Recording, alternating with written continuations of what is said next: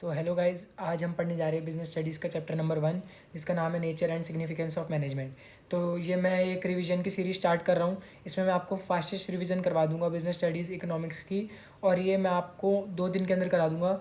पर शर्त है कि आपको जो मैं कहता हूँ वो करना ही पड़ेगा, न अदरवाइज़ आप वो एक्सपेक्ट नहीं कर पाओगे मार्क्स जो मैं आपको कह रहा हूँ, मैं जो आपको दावा कर रहा हूँ कि आपके आ जाएंगे।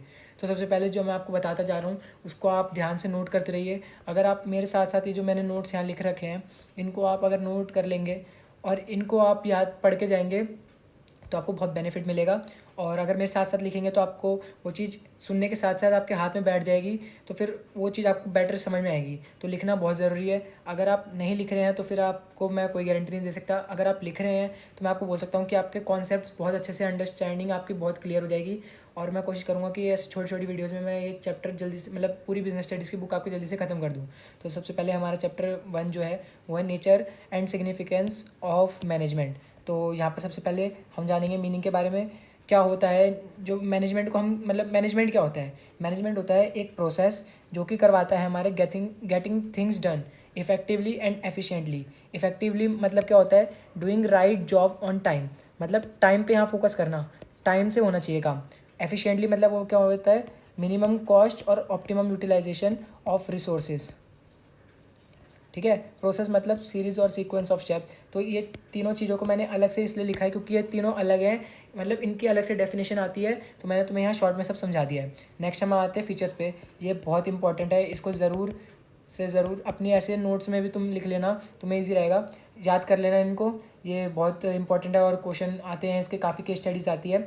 और तुम्हें एक और बात बता दूँ, मैं बिजनेस स्टडीज़ में ऐसा नहीं है कि तुम सिर्फ कॉन्सेप्ट पढ़ के चले गए तो तुम क्वेश्चन में आंसर लिखे आओगे या और तुम्हारे पूरे नंबर आ जाएंगे। नहीं, तुम्हें पूरे कॉन्सेप्ट की अंडरस्टैंडिंग होनी चाहिए, क्योंकि केस स्टडी में तुम्हें समझ नहीं आएगा कि यहाँ पर कौन सी चीज़ लगेगी। भले तुम्हें फीचर्स इंपॉर्टेंस वगैरह सब याद हो, पर तुम्हें ये नहीं पता होगा कि वहाँ पर क्या लगेगा, फीचर्स लगेंगे, इंपॉर्टेंस लगेंगे और कौन सी चीज़ के लगेंगे। तो तुम कॉन्सेप्ट मेरे साथ समझो, उसके बाद मैं तुम्हें केस स्टडीज़ भी टैकल करने का तरीका बताऊंगा।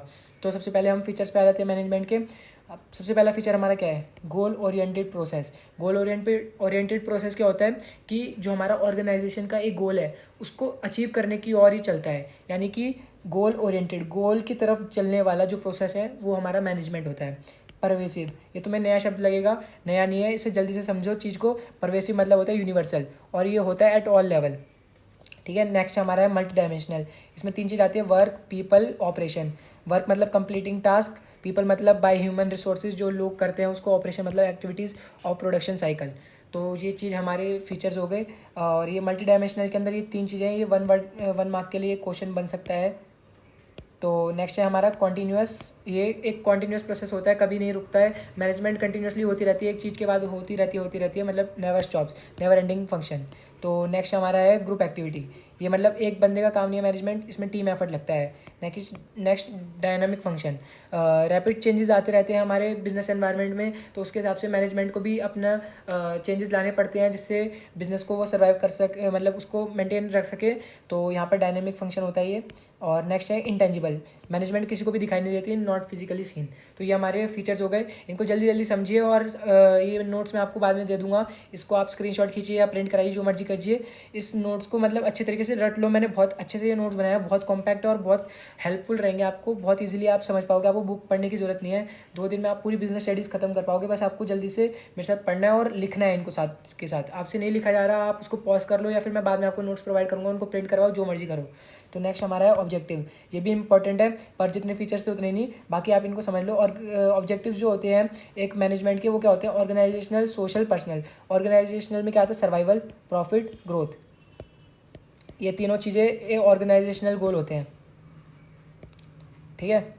और जो सोशल होते हैं वो फुलफिलिंग सोसाइटी नीड्स, क्योंकि हम सोसाइटी में बिजनेस कर रहे हैं, हम उससे बेनिफिट कमा रहे हैं, तो सोसाइटी को भी कुछ मिलना चाहिए ना, सोसाइटी को भी हमसे बिजनेस से हेल्प मिलनी चाहिए। पर्सनल क्या होता है कि हम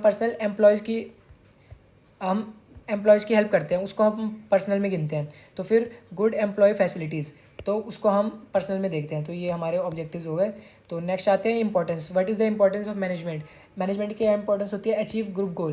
ग्रुप गोल जो जैसे मैंने बताया था आपको, टीम एफर्ट होता है, ये ग्रुप एक्टिविटी होती है, तो उसको अचीव करने में हेल्प करता है। Second thing, increase efficiency. Efficiency का मैंने आपको पहले मीनिंग बताया था क्या होता है, कि कोई काम मतलब कम कॉस्ट में और ऑप्टिमम यूटिलाइजेशन ऑफ रिसोर्सेज हो। ठीक है, इसको याद रखना बहुत ज़रूरी है ये, ऑप्टिमम यूटिलाइजेशन ऑफ रिसोर्सेज। ठीक है। सेकंड है क्रिएट्स डायनामिक ऑर्गेनाइजेशन। जैसे मैंने बोला था मैनेजमेंट एक डायनामिक फंक्शन होता है, तो ये एक डायनामिक ऑर्गेनाइजेशन क्रिएट करता है जो कि सर्वाइव इन डायनामिक कंडीशंस, जो कि एक रैपिड चेंजिंग कंडीशंस में अपने आप को ढाल लेती है ऑर्गेनाइजेशन, उसे मैनेजमेंट हेल्प करता है इस चीज़ में। ज़्यादा मुश्किल नहीं है, अपने आपस में मेल खाती चीज़ें हैं ये, तुम्हें इनको लिखना है, उसके बाद इनको मेमोराइज़ करना है, रोज़ एक बार पढ़ोगे आ जाएगा। बहुत छोटे नोट्स हैं, मैं बार बार कह रहा हूँ, इस चीज़ पे मैं बार बार जोर दे रहा हूँ, तो तुम्हें समझना चाहिए कि ये कितनी इंपॉर्टेंट है।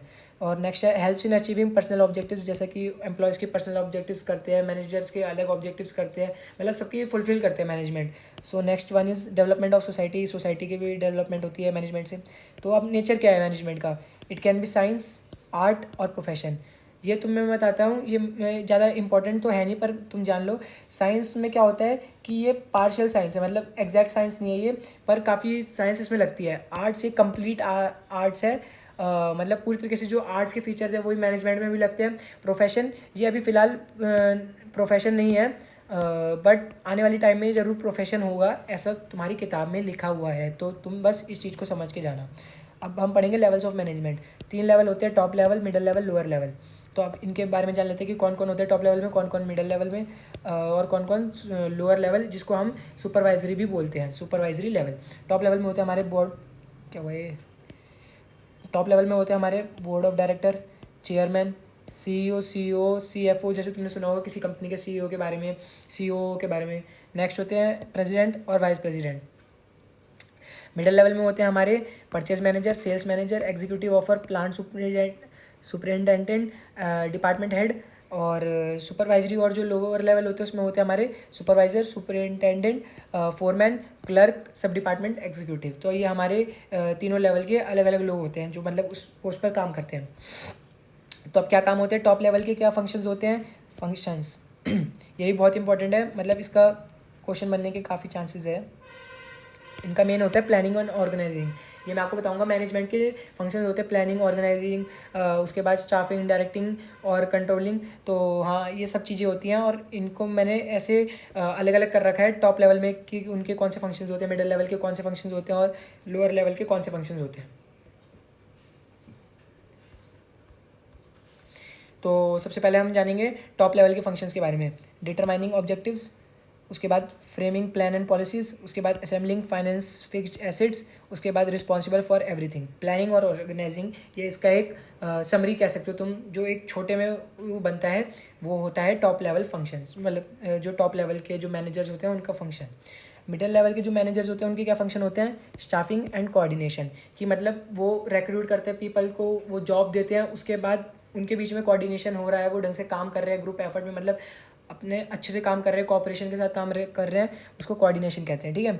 Interpretation of policies framed bye top level, ये गलत लिख रखा है, फ्रेम्ड बाय टॉप लेवल। जो टॉप लेवल पॉलिसीज़ बनाते हैं उनके ढंग से उनके ऊपर काम चल रहा है, ये देखना मिडिल लेवल का काम होता है। ऑर्गेनाइजिंग एक्टिविटीज़, ऑर्गेनाइजिंग एक मैनेजमेंट फंक्शन होता है जो देखते हैं कि अरेंजिंग और आइडेंटिफाइंग जो ग्रुप एक्टिविटीज़ होती हैं, जो उनको रिसोर्सेज चाहिए होते हैं, उनको सबको प्रोवाइड करवाना, ऑर्गेनाइज करना हर चीज़ को, ये भी एक मिडिल लेवल मैनेजर का काम होता है।